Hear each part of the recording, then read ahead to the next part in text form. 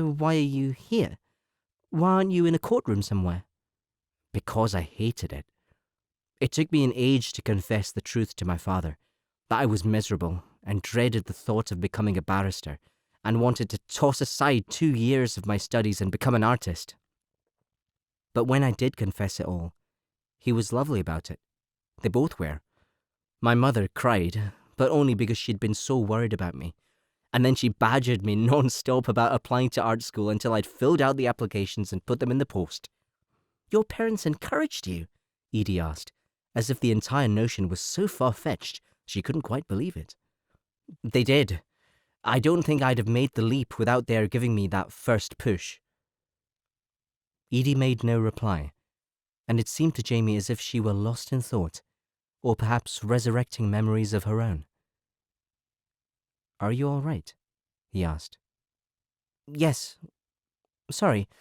It's only that I can't imagine what it would be like to set one's heart on something and then go ahead with it.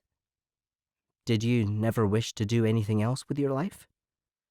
At one point, I very much wished to be a prima ballerina, but that was only for a few months when I was 7 or 8. I'd been taken to see Margot Fontaine at Sadler's Wells, and it was heady stuff.